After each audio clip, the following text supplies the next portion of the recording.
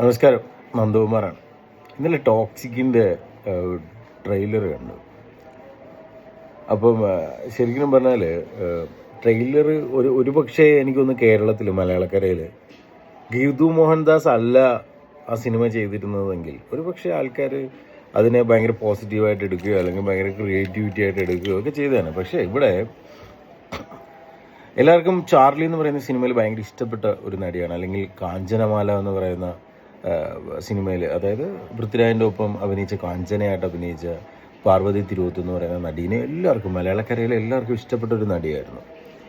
ആ നടി ഈ ഗീതു മോഹൻദാസ് എന്ന് പറയുന്ന സംവിധായകയൊക്കെ ആയിട്ട് ഇവരെല്ലാവരും കൂടെ ഒരു ഗ്രൂപ്പായിട്ട് നിന്നപ്പോൾ കസബ എന്ന് പറയുന്ന സിനിമയ്ക്കകത്ത് ഹീറോ ആയിട്ടുള്ള, അതായത് പോലീസ് ഓഫീസറായിട്ടുള്ള മമ്മൂക്ക പോയിട്ട് മമ്മൂക്കയടിക്കൽ അതിൻ്റെ അകത്തൊരു കഥാപാത്രം പറയുന്നത് എല്ലാവരും കണ്ടിട്ടുണ്ട്. പോലീസുകാരി ഫക്ക് യു എന്ന് പറയുമ്പോഴത്തേക്കിനും വേണേ നോക്കാം എന്ന് പറഞ്ഞിട്ട് തിരിച്ച് നടന്ന് ചെന്ന് ആ മുടിക്കുത്തിയ ഈ പാൻസ് കയറി പിടിച്ചിട്ട് ആൾ പറയുന്നൊരു ഡയലോഗുണ്ട്.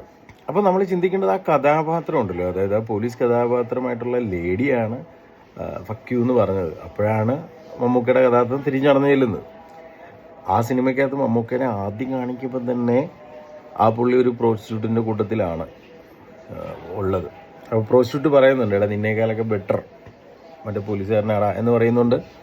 അതേ പ്രോസ്റ്റിറ്റ്യൂട്ടിന് പൈസ കൊടുക്കാതെ ഇതുപോലെ തന്നെ ഫക്കിന് പോയപ്പോഴത്തേക്കിനും അതേ പോലീസുകാരനെ സ്റ്റേഷനിൽ ചെന്ന് എങ്ങാണ്ടും 2 അടിയും കൊടുത്ത് പൈസ മേടിച്ച് കൊടുക്കുകയും ചെയ്യുന്ന പോലത്തെ ഒരു കഥാപാത്രമാണ് മമ്മൂക്ക അതിൻ്റെ അകത്ത് ചെയ്തേക്കുന്നത്.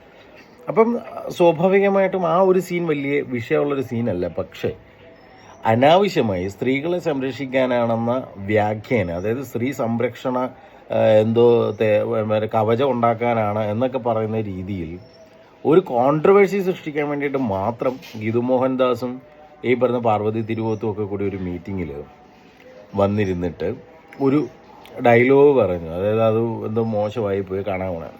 അപ്പോൾ അങ്ങനത്തെ നിലപാടെടുക്കുന്ന വ്യക്തിയാണെങ്കിൽ, അതായത് ആ നിലപാടുകൾ സംരക്ഷിക്കുന്ന ഒരു വ്യക്തിയാണെങ്കിൽ ഒരു ഒരു എന്താ പറയുക ഒരു പള്ളിയിൽ, ഒരു സെമിത്തേരിയിൽ ഒരു ബോഡി അടക്കുന്ന സമയത്ത് നായകനോ വില്ലനോ അറിയത്തില്ല. ഇപ്പോൾ ഈ ആശ അതിൻ്റെ അകത്ത് നായകനാണോ വില്ലനാണോ എന്ന് നമുക്കറിയത്തില്ല. പടം പോകത്തൊക്കെ കണ്ടാൽ ഈ ആശ എന്ന് പറയുന്ന വ്യക്തിയുടെ കാറ് വരുന്നു,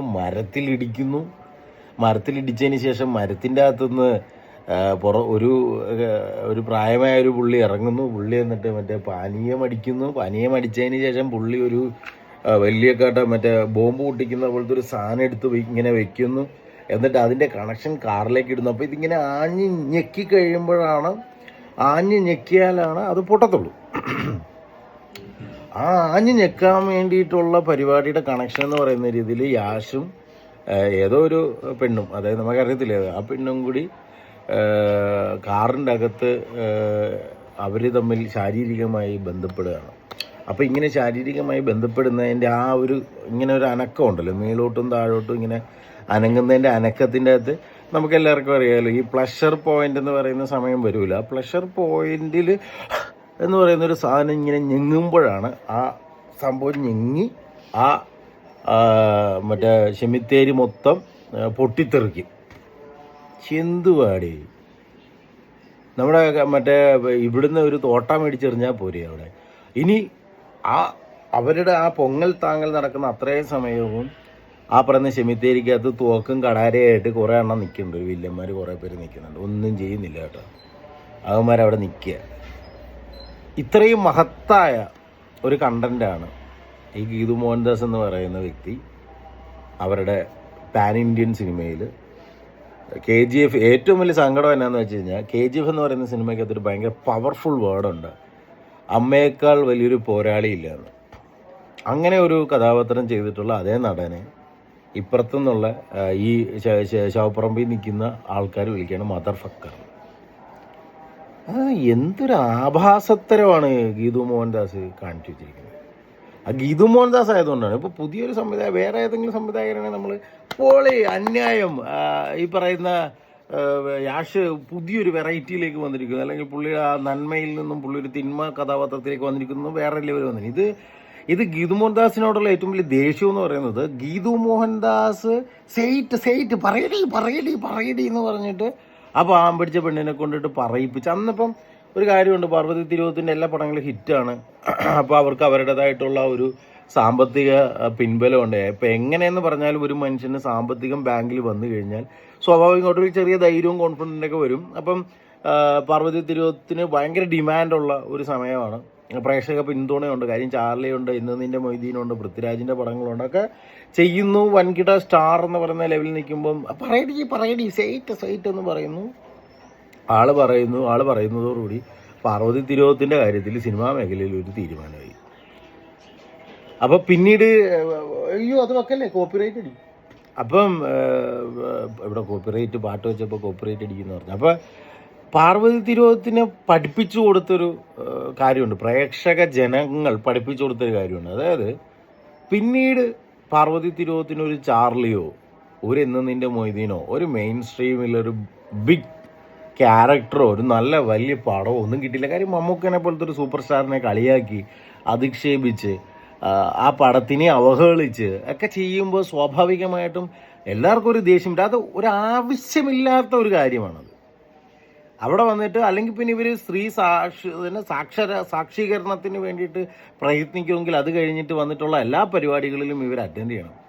ഇപ്പം അത് കഴിഞ്ഞിട്ട് എത്രയോ കാര്യങ്ങൾ വന്നു. ഒരു കാര്യത്തിലും വലിയതായിട്ടുള്ള ഇടപെടലുകളൊന്നുമില്ല, ചുമ്മാ ഒരു പ്രഹസനമാണ്. അപ്പം പ്രഹസനം എത്ര മറ്റേ സജിയോട് പറയുന്ന പോലെ എത്രയൊക്കെ ചെയ്തിട്ടും ശരിയാവണില്ലല്ലോ സജി എന്ന് പറയുന്നത് പോലത്തെ പരിപാടിയാണ്. എന്നിട്ട് ഇത്രയും ഭയങ്കര നിലപാട് പറഞ്ഞിരിക്കുന്ന ആൾ പച്ചയ്ക്ക് ഒരുമാതിരി കമ്പിപ്പടം എടുത്തു വെച്ച പോലെയാണ് ഫസ്റ്റിലത്തെ സീന്. എന്നിട്ട് ഇതേ ഗീതു മോഹൻദാസ് തന്നെ പല ഒരു ഇൻ്റർവ്യൂവിൻ്റെ അകത്ത് പറയുന്നുണ്ട്, അമ്മ, പെങ്ങൾ, അച്ഛൻ, ആങ്ങള, കാമുകൻ, കാമുകി, അയലോക്കക്കാരെ, കുടുംബക്കാരെ, കൂട്ടുകാരെ തുടങ്ങി എല്ലാവരും വന്നിരുന്ന് കാണാൻ പറ്റുന്ന പോലത്തെ പടം വേണം നമ്മൾ സൃഷ്ടിക്കാനെന്ന്. ഇതാരാടാ കുടുംബത്തോടു കൂടി കമ്പിപ്പടം കാണുന്ന ആരാ? നമ്മളൊക്കെ പ്രൈവറ്റായിട്ടൊക്കെ അല്ലേ സ്കൂൾ തലത്തിലൊക്കെ കാണുന്നത്. നമ്മൾ ഒതുങ്ങിയൊക്കെ പോയിട്ട് ആരും ഇല്ലാത്ത സ്ഥലത്തൊക്കെ പോയി ഇരുന്നൊക്കെ പണ്ട് പള്ളിക്കൂടത്തിലൊക്കെ മുതുച്ചിപ്പിയും അതുപോലത്തെ സാധനമൊക്കെ നമ്മൾ വായിക്കുന്നത്. അല്ലെങ്കിൽ ഒരു ഈ പറയുന്ന കമ്പിപ്പടം കാണണമെങ്കിൽ തന്നെ നമ്മൾ ഒതുങ്ങിയൊക്കെ പോയി കാണുന്നത്. ആരാ ഫാമിലിയായിട്ട് പോയിരുന്ന് കമ്പിപ്പടം കാണുന്നത്? ഇവർ എടുത്തു വച്ചേക്കുക അതിനകത്ത്. എന്നാ തോന്നിയവാസമാണെന്നറിയാം. എന്നാൽ പിന്നെ ഇമ്മാതിരി സ്റ്റേറ്റ്മെൻ്റ് ഒന്നും പറയരുത്, മനസ്സിലായില്ലേ? ആദ്യം ചില ആൾക്കാർ ഇതിപ്പം ഈ പടത്തിൻ്റെ വിഷ്വൽസ് ആദ്യം കാണുന്ന ആൾക്കാരാണെങ്കിൽ, ഈ ടോക്സിക് എന്ന് പറയുന്ന പടത്തിൻ്റെ വിഷ്വൽസ് ആദ്യം കാണുന്ന ആൾക്കാരാണെങ്കിൽ ചിലപ്പോൾ ചിന്തിച്ചു പോകും മാർക്കോ 2-ന്റെ വിഷ്വൽസ് ആണെന്ന്. കാര്യം മാർക്കോ പോലെ എടുത്തു വെച്ചേക്കുന്നത്. മാർക്കോയുടെ വിഷ്വൽസ് ആയിട്ട് നമുക്ക് ചില സാമ്യത. എന്താണേലും അതെന്തോ ടോക്സിക് എന്ന് പറയുന്ന ട്രെയിലർ എനിക്കെന്തോ അങ്ങോട്ട് ദഹിക്കുന്നില്ല. ഇവരുടെ ഈ നിലപാടും ഇവരുടെ ഈ വിഷ്വലൈസേഷനും അങ്ങോട്ട് പരസ്പരം ഒന്ന് അതിൻ്റെ മഹത് സൃഷ്ടികൾ ഉണ്ടാക്കുന്ന ആൾക്കാരെന്നാണ് വ്യാജന. എനിക്ക് രാജീവ് രവി എന്ന് പറയുന്ന സംവിധായകനെ ഭയങ്കര ഇഷ്ടമായിരുന്നു. പക്ഷേ ഈ ശ്രീനിവാസനെതിരെയൊക്കെ ഒരുമാതിരി തൊലിഞ്ഞ കമൻ്റൊക്കെ പറഞ്ഞപ്പോഴത്തേക്കിന് എനിക്ക് പുള്ളിയോടുള്ള ഒരു ഇഷ്ടം പോയി. കാര്യം എന്ന് വെച്ച് കഴിഞ്ഞാൽ ശ്രീനിവാസൻ സിനിമകൾ ഇവർ പറയുന്ന വ്യാഖ്യാനങ്ങൾ അനുസരിച്ചിട്ട് കാണാൻ പറ്റിയ പടങ്ങൾ ഉണ്ടാക്കിയത് മൊത്തം ശ്രീനിവാസനാണ്. ശ്രീനിവാസൻ്റെ ഏത് സിനിമയിലാണ് ഭയങ്കരമായിട്ട് അശ്ലീലമുള്ളത്? ഏത് സിനിമയിലാണ് ഭയങ്കരമായിട്ട് വയലൻസ് ഉള്ളത്? ഏത് സിനിമയിലാണ് കാണാൻ പറ്റുകയില്ലാത്ത രംഗങ്ങളുള്ളത്? ഒന്നുമില്ല. പുള്ളി ഭയങ്കര അടിപൊളിയായിട്ട്, അതായത് ഇവർ പറയുന്നുണ്ടല്ലോ കുടുംബമായിട്ട് അച്ഛൻ, അമ്മ, പെങ്ങൾ, ചേട്ടൻ, ചേച്ചിയായിട്ടൊക്കെ പോയിരുന്ന് കാണുമെന്ന് പറയുന്ന ഗീതു മോഹൻദാസ് പറയുന്ന പോലത്തെ പടങ്ങൾ എടുത്തത് ശ്രീനിവാസനാണ്, വേറെ ആരുമല്ല. രാജീവ് രവിയുടെ പടങ്ങളുടെ അകത്ത് എല്ലാ അക്രമവും അല്ലേ? സ്റ്റീവ് ലോപ്പസ് ഭയങ്കര അക്രമം. കമ്മട്ടിപ്പടം എന്തോ അക്രമത്തിന് വല്ല കുറവുണ്ട് ഏത് പടത്തിലെ? എന്നിട്ട് അവർ പറയുകയാണ് ഫാമിലിയായിട്ട് പോയിരുന്നു. ഇതെങ്ങനെ ഞാൻ എൻ്റെ കൊച്ചുമായിട്ട് പോയിരുന്നു കാണും?